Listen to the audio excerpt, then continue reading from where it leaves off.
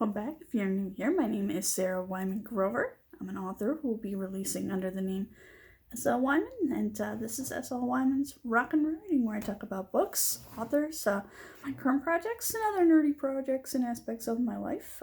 I'm currently editing my first completed novel, The Obsidian Gate, which is book 1 of the Solarian Cycle. I've also recently started a new writing project called Project Neon, at least until it's a proper title.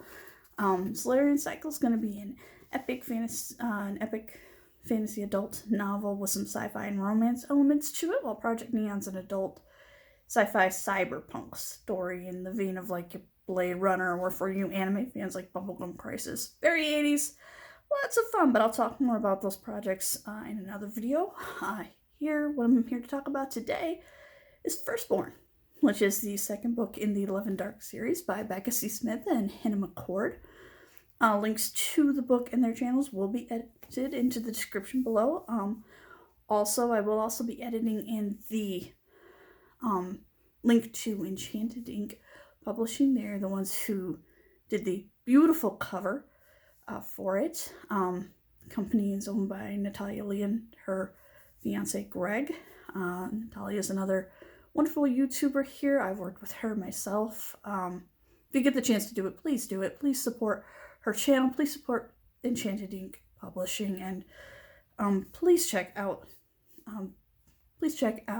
Firstborn and support Hina and Becca's channels with likes, subscribes, comments, and shares. They're both great people, and so are Natalia and Greg, and I want to give them as much love as I can to keep them moving in the right direction with their careers. So yeah, let's get into this.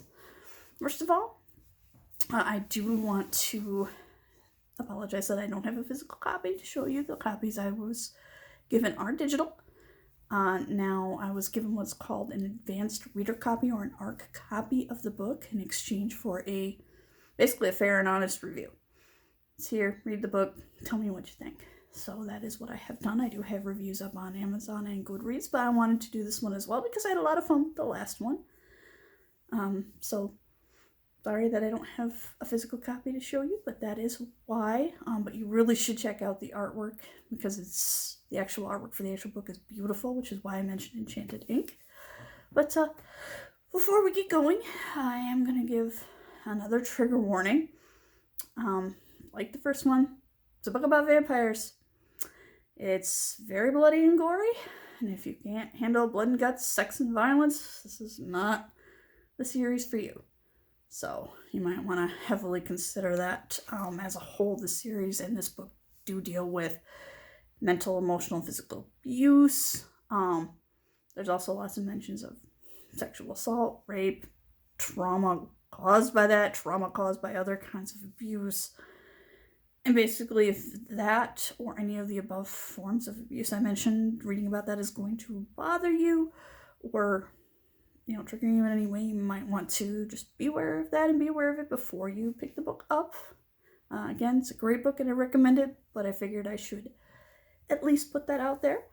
Also, there will be some slight spoilers for Vessel, the first book in the series, but I'm going to try to keep this with as few spoilers for Vessel or Firstborn as possible, because the book did just come out on the 15th of this month, so I don't want to give anything away, and Vessel's only been out for about a month now, because that came out the 15th of last month, so I don't want to give away too many spoilers, but there may be some slight ones, just so you are aware, if that bothers you. Hopefully not, and hopefully I encourage you to pick up this book, but either way, let's go ahead and get into it and tell you a little bit about it. Basic plot, and I'm not going to give away anything that's not already on the back blurb. It's a continuation of the Love and Dark series, which began in Vessel. So you have Shay Harper, the Vessel, who is basically now on a mission to try to save Lucian, her vampire soulmate, who basically has been taken captive by Callius, the main bad guy. We all know how I feel about him, but we'll get to that.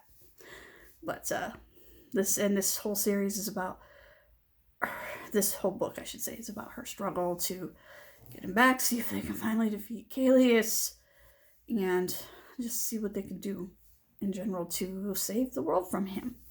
With the additional complication that, shocker, not only did we find out in the last book, The Illusions of Empire, but, which again, Vampire series, it's right on the back cover there, his significant other, or former significant other, Nefertiti, is alive, which I will get to her character as well.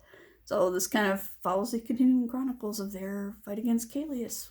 Shay teaming up with Lucian and several other characters that I will talk about, including her best friend Aiden, to try to take him down. So, let's get into some of the good points about the book, shall we?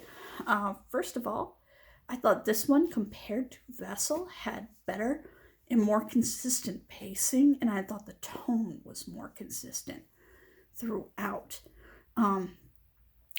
Pretty much started out on, pretty, hey, we got a pretty desperate situation to take care of, and it just kind of kept at that level and naturally progressed up from there. I thought that seemed to be a lot smoother in this book, which I was very, very happy about, but either way, there's definitely no shortage of action. The plot is still very action-packed and really well done throughout. The action scenes, of course, just like in the last one, were very well done. So I really enjoyed that. Another good point, character growth. I was really happy to see a lot of character growth from one book to another. If you compare the characters as you met them in Vessel to where they are at the end of first one, I thought there was actually pretty decent, consistent character growth for pretty much everybody. Particularly like Shay, Shay's parents, whom I will talk a little bit about. Lucian a little bit. You get to learn a little bit about Lucian's progeny, which you found out about in the other book. So that is another small spoiler. Their existence is a small spoiler, but I won't get into too many specifics because I don't want to spoil anything, but I will talk a little bit about that in a second. There were a couple characters that I thought needed more, but in general, let's kind of talk a little bit about some of the good stuff that I found out. Let's talk about this. Another thing I just kind of want to talk about is that this is a middle book in the series, so of course, it's a worse cliffhanger than Vessel was, so don't be expecting a happily ever after ending or a resolution to everything just yet, but we're getting there. I'm really impressed with how Hina and Becca have really incorporated and listened to their beta's feedback and really kicked it up a notch. They have done exactly what you should do with that for this book. The writing is so... I can see where they made a lot of revisions and they were very spot on. Really good. And the book is so much better for it and flows so much better for it. Well, let's talk a little bit about that character growth I mentioned, actually. Let's start with Shay Harper, the main character.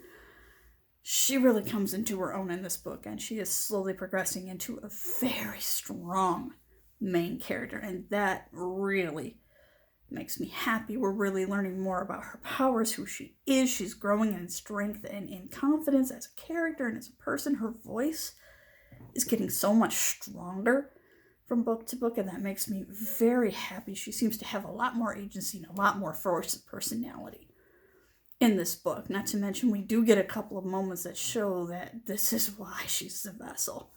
This is the power that she's actually slowly going to be able to unlock, which makes me so happy. Now, in spite of the bad position Lucian finds himself in this book, in spite of the bad position we kind of see him in, he's way less mopey and way more in control and a lot stronger from this book. He's slowly starting to come into his own and really, not whip himself as much for the mistakes he's made in the past. He's getting much better about that. And that is wonderful to see. Jeff and Molly Harper, who are Shay's parents, they're so much more fleshed out, especially Jeff. He is the wonderful, best dad joke guy in the world. I really, really get the feels for Jeff, and that made me very happy to see him go from being just a name and kind of this unknown person to, growing into somebody that I think we're really going to get to love as this progresses. Same thing with Molly. Although we don't learn as much about her yet, but we're getting there. Some very shocking and surprising things happen that I don't want to spoil, but it's going to be really great to see where this goes. Aiden continues to be best bud, BFF, squad goals. He continues to be a really great character and is moving up to being a much more real person, not just a, hey, I'm the bodyguard of the vessel and I'm the hottie best friend, but a person who has suffered a lot, gone through a lot, and still trying to get things together, which is wonderful. We also get to meet Gregory, who is, I believe, if I'm not mistaken, the eldest of Lucian's progeny.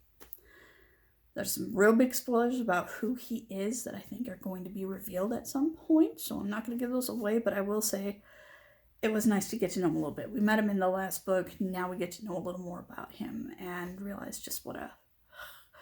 Lucian just seems to have the ability to draw the people with the tragic backstory to him, probably because he's got a tragic backstory of his own. And Gregory is no exception. You can't help but feel for the guy, and he goes through a lot in this book. So, my heart goes out to him. Let's see, we also get to meet Helena. I'm not going to spoil too much about her, but keep an eye out for that character. She's smart, interesting, and definitely a good person. She is going to be an ally for Shay and Lucian, and a good one. Ornamo is another character that we get to know a little more about. That's Nefertiti's father that we met in Vessel. Now we're seeing him again, and we're getting to know more about him. And he's kind of the dad figure to a lot of people in the book. He really just tries to be the solid rock, the dad to everybody, and tries to help everybody out as best he can. He just wants to be a good dad, and head of the family. He just wants to protect his daughter and protect, people. He cares about his people. And sometimes that works out, sometimes it does not, and bites him in the butt. But you gotta give it to him for trying, and you can definitely understand where he comes from. And I'm really, like I said, Helena's great. I'm really interested in seeing where her arc is going. I will talk about Nefertiti next. The ex. I'm honestly not sure what to think about her as of right now. On the one hand, you kind of like her. On the other hand, you kind of hate her. But I think that's because you mostly tend to see her through Shay's point of view. And Shay's got a little bit of it's frickin' Nefertiti. How can I not be a little insecure? When your boyfriend's ex is Nefertiti, how are you gonna even compete with that? So I can definitely see where you get those vibes, very queenly, family-driven, very, very much, determined to take care of her family, but it does kind of make her the jerk sometimes. And being that she was a queen, she definitely has the arrogance of a queen, so that does come out sometimes. Where that's going to wind up going, we'll see. Maybe it'll wind up being a redemptive quality. Maybe it won't. We'll find out what happens with her in the third book. I'm interested to see where that's going to go. And, of course, Galeus. He's still vampire daddy dearest and number one douchebag. There's really not much more I could say about Galeus. He's still very consistently the worst. An abusive jerk. And he's not as much as what he was in the other book in Vassal. You're really starting to see that he's not just, evil. He's got a brain. He's got motivations. They're selfish, mean, horrible motivations, but they're starting to reveal themselves. You're starting to see a really desperate, lonely need to just be loved, worshipped, etc. Mind you, doesn't excuse the fact that he's the worst. I don't know if we're going to go for a redemptive arc with him. Have to see what the third book holds. Not sure if I'm going to be okay with it if we go for that. You can definitely tell I am not a Kalias fangirl. But, again, points for keeping him consistent and definitely for keeping him a villain you hate. Which is good because you need that antagonistic driving force if you're really going to have a compelling villain. So I really can't say that is a bad thing. And the last person that I want to talk about is one of Nefertiti's daughters. You do find out she had children. One of them you do get to meet. Her name is Mecki Totten. I am not going to spoil too much about her because, again, I'm already kind of squidgy about even revealing her existence because I don't want there to be too many spoilers in this, but she's an interesting character. I think she really has the potential to be a really fleshed out and well-rounded character, too. I really think they're doing a good job of making her not just Nefertiti light, not just Mommy Junior. They're really doing a good job of giving her her own agency, her own personality, and I really think that's going to come out in the next book, depending on where they decide to take it. And I'm really excited to see that. So overall, my thoughts, it was a good book. It was a lot of fun, a lot faster read, I thought, than the first one. I really am enjoying the series. I'm looking forward to the second one so much, and I just have to say thank you so much, Becca, for giving me the opportunity to do this for you, to look at this book, and to give you suggestions to hopefully really make it shine and be the best it can be. And I think you guys are hitting it right out of the park. Thank you to you and Hina for doing this. And, I love doing the reviews for you. I loved reading the book. So thank you so much for that. I really appreciate it. I'm really excited to see where this series is going to go. Again, I'm getting real Buffy the Vampire Slayer, Dark Hunters by Sherilyn McQueen or Sherilyn Kenyon vibes off that. So if that's the kind of book you like, I would definitely recommend it. But otherwise, please, when I get those links up, check them out. Check out their channels. Check out Enchanted Ink Publishing. Give these books a chance. I think you will enjoy them. Otherwise, I just want to say thank you all for watching and supporting this channel. If you haven't, please like, comment, and subscribe. Click the little bell so make sure you get all the content. Any help is appreciated. I always appreciate your thoughts in the comments. And why don't we, on top of, wishing Becca and Hina well, please be supportive of them in the comments and, give them a hi and a good job. But let's also, why don't we have a discussion?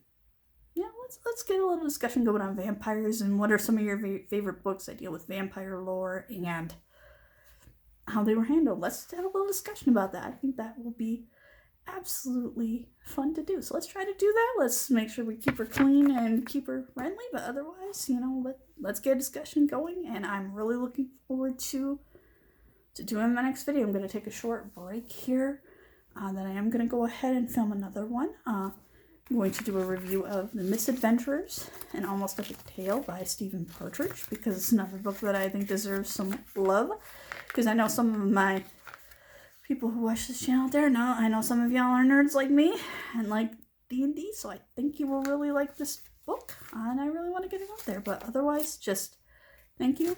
I appreciate you all, and we'll see you guys soon, okay? Bye-bye.